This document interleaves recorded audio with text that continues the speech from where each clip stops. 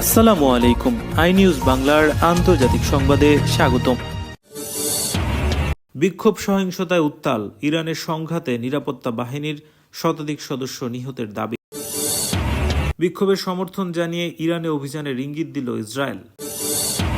বিক্ষোভ প্রশমনে অর্থনৈতিক সংস্কারের প্রতিশ্রুতি ইরানের, প্রেসিডেন্টের কণ্ঠে আপোষের সুর। এই ভিডিওতে একটি লাইক দিন এবং ইরানের এই বিক্ষোভকে আপনি কিভাবে দেখছেন কমেন্টসে জানান। ভয়াবহ অর্থনৈতিক সংকটের জেরে ইরানে চলা 2 সপ্তাহের বিক্ষোভ সহিংসতায় দেশটির নিরাপত্তা বাহিনীর শতাধিক সদস্য নিহত হয়েছে। রোববার দেশটির রাষ্ট্রায়ত্ত সংবাদ মাধ্যম এই খবর দাবি করা হয়। এদিকে দেশের সংসদের স্পিকার সতর্ক করে দিয়ে বলছেন, ইরানে মার্কিন সামরিক বাহিনী হামলা চালালে যুক্তরাষ্ট্র এবং ইসরায়েলের বিরুদ্ধে পাল্টা আঘাত হানবে তেহরান। দেশটির রাষ্ট্রীয় টেলিভিশন বলছে, ইস্পাহান প্রদেশের সহিংসতায় পুলিশ এবং নিরাপত্তা বাহিনীর 30 সদস্য নিহত হয়েছে।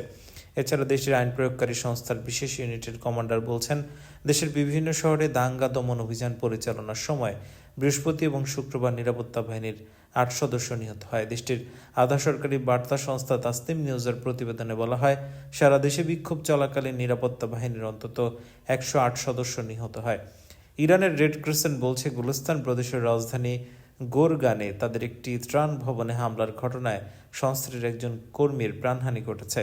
গত কয়েক বছরের মধ্যে সবচেয়ে বড় এই বিক্ষোভ দমনে কর্তৃপক্ষ তৎপরতা জোরদার করার মধ্যেই হতাহতের এসব তথ্য প্রকাশ করা হয়। জীবনযাত্রার ব্যয় বৃদ্ধি এবং মূল্যস্ফীতির ঊর্ধ্বগতির জেরে দেশটির হাজার হাজার মানুষ সরকার বিরোধী বিক্ষোভ করছেন। ইরানের স্বরাষ্ট্র মন্ত্রণালয় বলছে, দাঙ্গা ধীরে ধীরে কমে আসছে, তবে দেশটির অ্যাটর্নি জেনারেল সতর্ক করে দিয়ে বলছেন, অস্থিতিশীলতার সঙ্গে জড়িতদের মৃত্যুদণ্ড হতে পারে। বিক্ষোভকারীদের হত্যা করা হলে ইরানে সামরিক হামলা চালানো হতে পারে বলে যুক্তরাষ্ট্রের প্রেসিডেন্ট ডোনাল্ড ট্রাম্প গত কয়েকদিন ধরে হুমকি দিয়ে আসছেন। তার এই হুমকির জবাবে রোববার ইরানের সংসদে দেওয়া বক্তৃতায় দেশটির স্পিকার মোহাম্মদ বাঘের কালিবাফ যুক্তরাষ্ট্রকে ভুল হিসাব না করার বিষয়ে সতর্ক করে দিয়েছেন। ইরানের বিপ্লবী গার্ড বাহিনীর সাবেক এই কমান্ডার বলেন, স্পষ্ট করে বলছি, ইরানে হামলা হলে দখলকৃত ভূখণ্ডের পাশাপাশি যুক্তরাষ্ট্রের সব সামরিক ঘাঁটি এবং জাহাজ আমাদের বৈধ লক্ষ্যবস্তুতে পরিণত হবে। তেহরান থেকে আল জাজিরার প্রতিবেদক তৌহিদ আসাদি বলছেন, কালিবাফের এই হুঁশিয়ারি অন্তত ভাষাগত দিক থেকে হলেও উত্তেজনার নতুন এক মাত্রা তৈরি করেছে।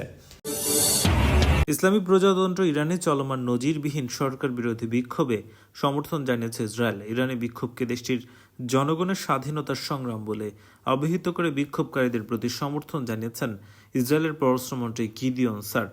ফরাসি বার্তা সংস্থা এপির এক প্রতিবেদনে এ তথ্য জানা গেছে। এতে বলা হয়েছে, ইরানে গত কয়েকদিন ধরে টানা প্রাণঘাতী বিক্ষোভ চলছে।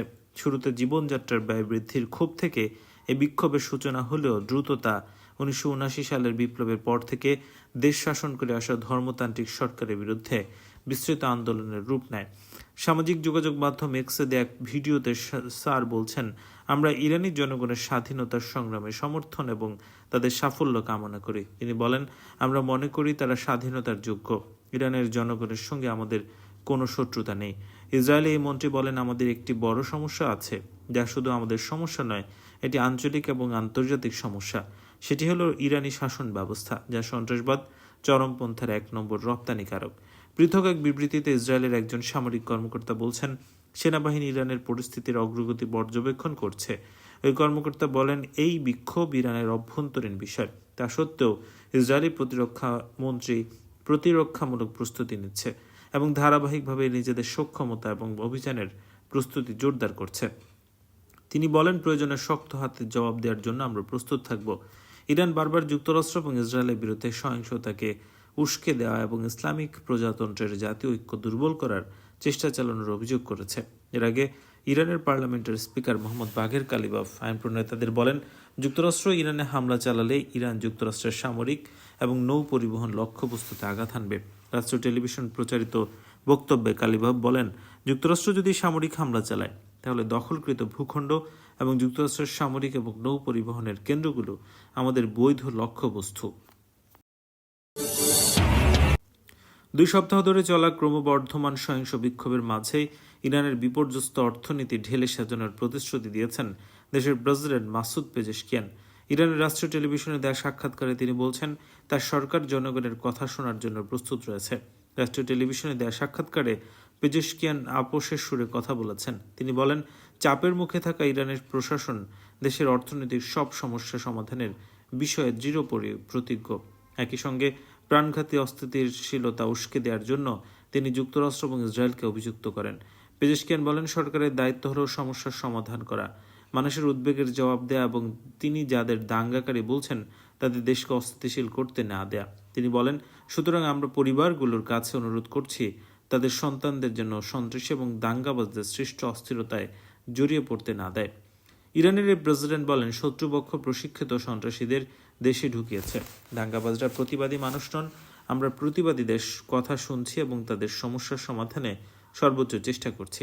তিনি বলেন, আমাদের যা কিছু আছে তা জনগণের মাঝে ন্যায্যভাবে বন্টন করাই সরকারের লক্ষ্য। তারা যে দল, গোষ্ঠী এবং জাতিগোষ্ঠী, বর্ণ, এমনকি যে প্রদেশ, উপভাষা বা ভাষারই হোক না কেন। গত বছরের ডিসেম্বরের শেষ দিকে ইরানি মুদ্রার ভয়াবহ পতনের পর দেশটিতে ব্যাপক অর্থনৈতিক সংকটের সূচনা হয়।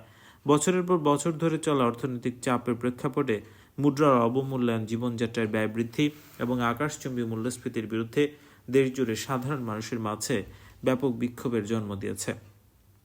ক্ষোভ থেকে সৃষ্ট বিক্ষোভ প্রতিবাদ দেশটিতে ভয়াবহ রাজনৈতিক এবং সরকার বিরোধী আন্দোলনের সূচনাও করেছে।